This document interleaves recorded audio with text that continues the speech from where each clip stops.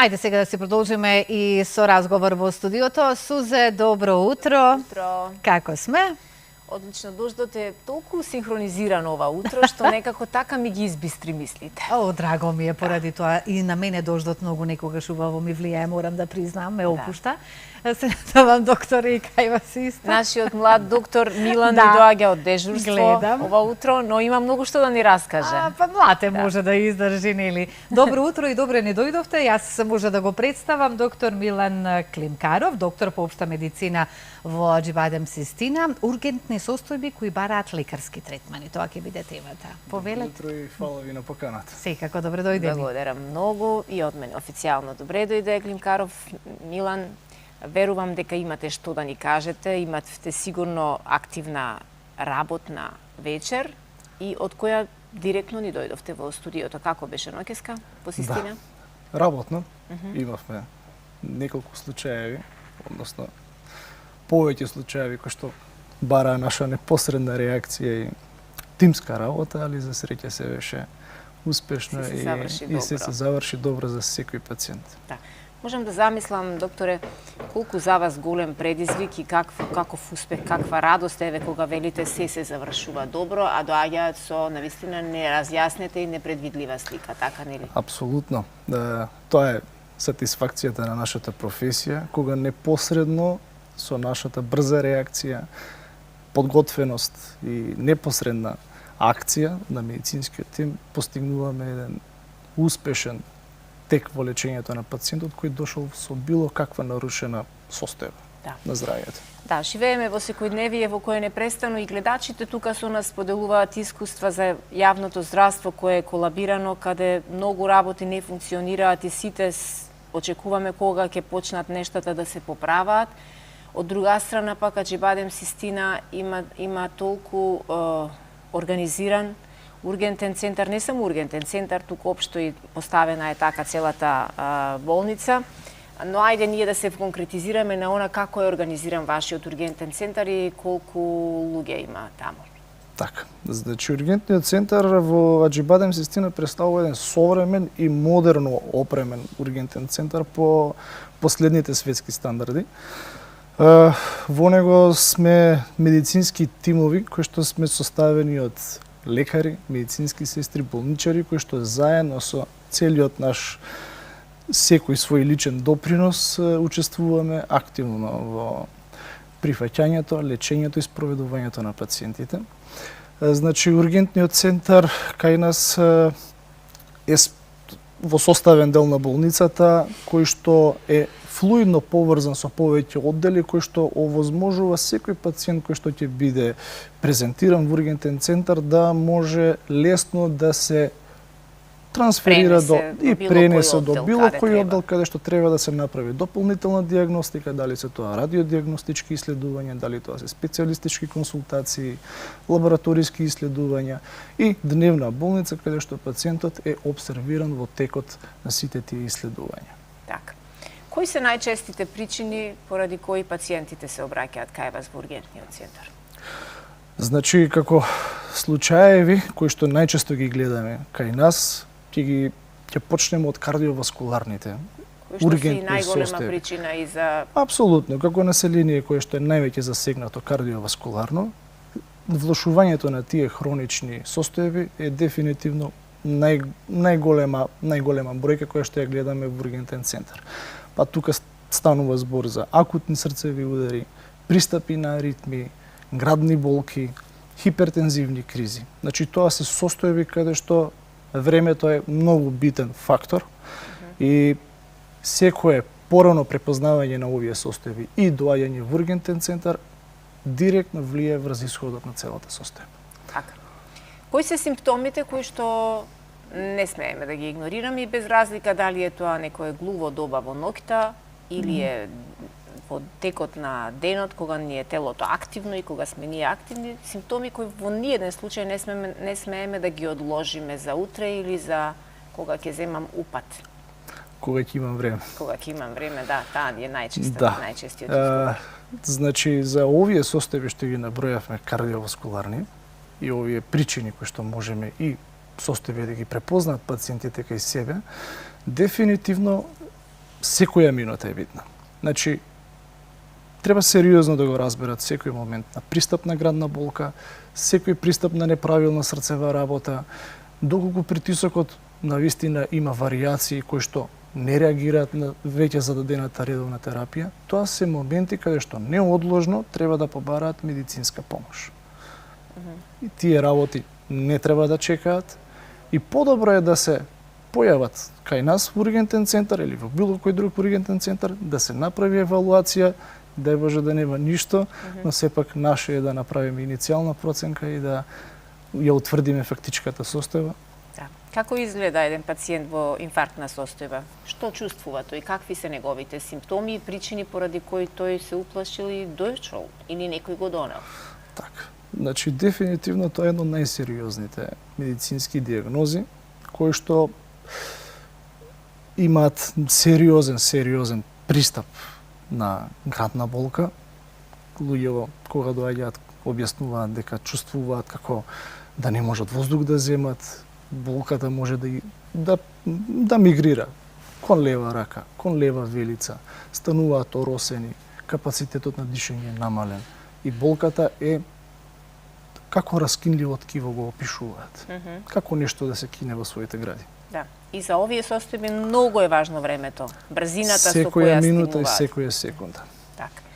Јас верувам дека еве тука им асоцираме на многу гледачи кои што понекогаш знаеме, ние сите за другите знаеме многу да кажуваме, но за себе многу често сме лоши пациенти и секогаш сакаме со некоја наша одлука да ги одложиме ситуациите, да кажеме ништо не е од ова ми е, од она ми е и така натаму, но еве некогаш подобро е и да испаничиме, подобро да дојдеме без причина, отколку да биде закасната да реакција. стигнеме закаснето или воопшто да не реагираме. Што е со повредите на коски, повредите на места кои што не сме сигурни дали се случила скршеница, но некогаш си велиме ајде ќе ми помине болката. Така. Не ги напоменавме другите, но ќе се осврнеме и на другите ургентни состојби, освен кардиоваскуларните, меѓу кои и травматолошките ургентни состојби. Тука станува збор за повреди кои што се случуваат по падови, удари, потоа старата популација исто така знаат во различни сценарии во текот на денот и во секојдневието да се препнат на нешто, да паднат и да го препишат тоа дека ќе помине за ден, два, но сепак да се работи за некаков дефект на коската кој што понатаму можеби ќе го ограничи и тоа оскудно движење што го имаат во тој зглоп и така натаму. Така да потребно е лекарско мислење, потребно е доиследување, проценка од травматолог и ортопед. Дури ако болката поминала или се ублажила, така, нели? Ретко би поминала ако има ако е скршеница, да, но ако и да се намали, односно карактерот да не биде како во првите неколку дена, битно е да се провери. Така. Дали станува збор за нешто посериозно. Ги споменавме кардиоваскуларните, ги споменавме травматолошките. Кои се други причини заради кои сега и веднаш треба да се реагира? Другите причини кои што треба да ги напоменеме се исто така и респираторните ургентни состојби. Тоа се состојби каде што секој пациент има нарушено дишење, односно нарушена состојба на дишење. Тоа може да бидат акутни напади на астма, влошување на хоп, пневмонии. Тоа се исто состојби кои што пациентите доаѓаат во еден тежок облик. Бараат непосредна акција и бараат згрижување и стабилизирање на нивната состојба. Сепак дишењето е еден витален клучен процес без кој не може да преживееме, апсолутно, и тоа непосредно пациентот го чувствува, така да потребно е негова стабилизација, диагностика и спроведување во понатамошниот хоспитален тек. Одлично. Добро, освен респираторните? Ги споменавме невролошките. Значи, исто така, доста често ги гледаме во ургентниот центар, акутните невролошки состојби. Ќе ги спомнам, мозочен удар, доста честа невролошка состојба која што ја гледаме кај нас, губење на свест. Тука ќе напоменеме дека мозочниот удар е исто многу сериозна состојба каде што секоја секунда е битна, затоа што секое поскоро доаѓање и презентирање на пациентот во ургентен центар ни дава можност да зачуваме повеќе мозочно ткиво кое што и клетки кои што понатаму ќе бидат да ни служи и би влијаело директно на она правилно опоравување на пациентот и побрзо опоравување на пациентот. Така, мозочниот удар заедно со инфарктот се ми се чини и најчести причини поради кои за жал и многу пациенти завршуваат неповолно.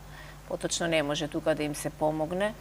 Влијае ли тоа дали инфарктот се случува во рани утрински часови во текот на ноќта додека телото ни е во некоја фаза на мирување? Во некоја фаза на мирување, исто тоа и со мозочниот удар, или пак сме повеќе заштитени или повеќе шанси имаме да излеземе од таа криза доколку сме во активна состојба будни? Видете, да овие состојби ретко бираат време и простор. Дефинитивно можам да кажам дека од она што го гледаме почесто може да се случуваат и наутро, кога нели ќе речеме густината на крвта поинаква е и нели се уште не дошол моментот за земање на таа хронична терапија на пациентите, па тука може да влијат и хипертензивни кризи, нерегулиран притисок и недоволно компатибилна терапија на пациентот. Значи, многу состојби дефинитивно. Некаде јас имам слушното, можеби и не сум во право, дека они инфаркти кои што се случуваат во спиење или во рани утрински часови знаат да бидат фатални. Можеби затоа што реакцијата е навистина задоцната и потешко се препознава тоа, доколку пациентот не е во некоја активна ситуација, каде што или ако е непосредно до некој член на семејството, каде што ќе ги препознае тие симптоми на неразбирлив говор, неповрзан говор, некоја отсутност или некоја моторна слабост на рака, на нога, некој нерамнотежен од. Тоа знаат и останатите членови на семејството да го пријават, да го препознаат и да инсистираат пациентот да се презентира во ургентен центар.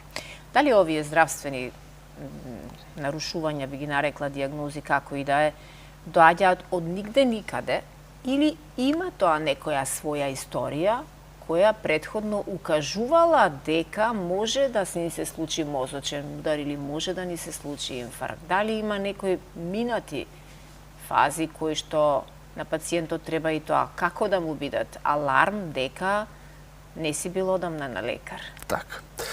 Дефинитивно. Во право сте.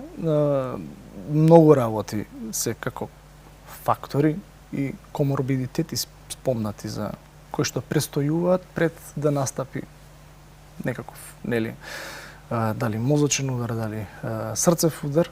Тука ќе кажеме за нарушување на оној липиден профил, односно покачени масти, триглицериди, холестероли, лошо регулиран шеќер, лошо регулиран крвен притисок, некои прескокнување на срцата кои што ги препишуваат на различни други ситуации, а всушност се работи за недиагностицирана аритмија. Тоа се дефинитивно фактори и коморбидитети кои што директно влијаат и се непосредни при случување на овие, за жал, тешки ситуации како мозочен удар и срцев удар.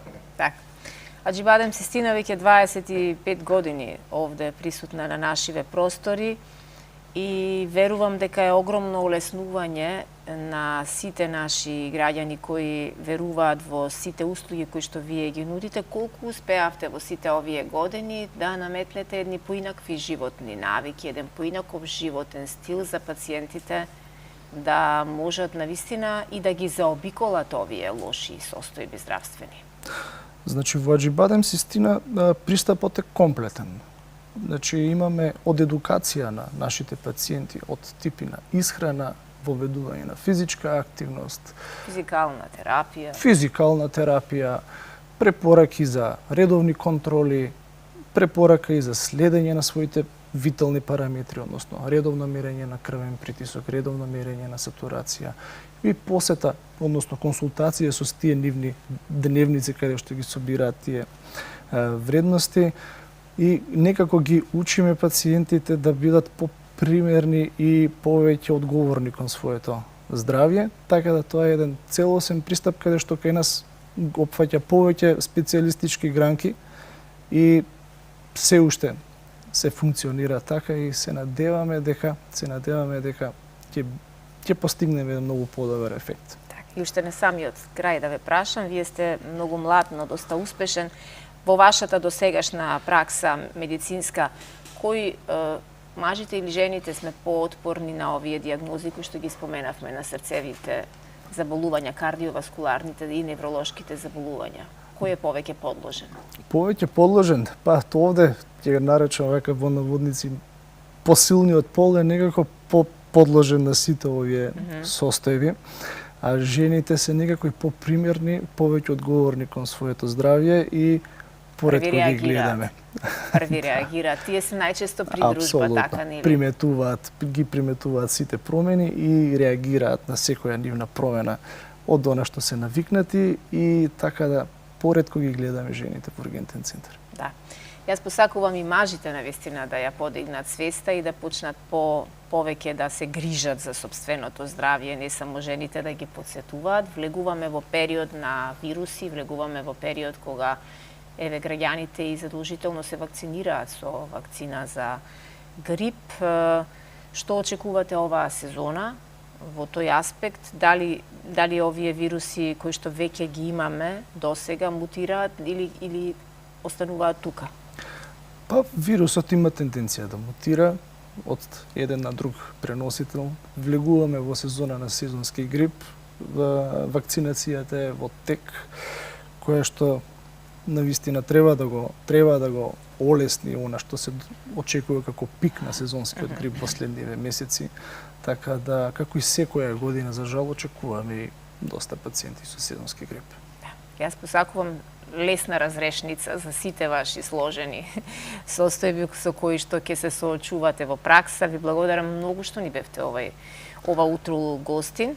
Со нас беше доктор Милан Климкаров, доктор по општа медицина во Acibadem Sistina. Не заборавајте дека здравјето треба и мора да ни биде пред се и над се. Се друго може да почека, само здравјето не. Со некоја следна тема се гледаме повторно во нашата студија. Честа беше моја. Благодарам многу. Пријатен разговор ова утро. Ви благодарам исто така и јас, а ноември месец за здравјето на мажите, така го посветуваме најмногу, за да апелираме, за да ја разбудиме свеста кај оние што не толку многу често сакаат да одат на прегледи. Ви благодарам.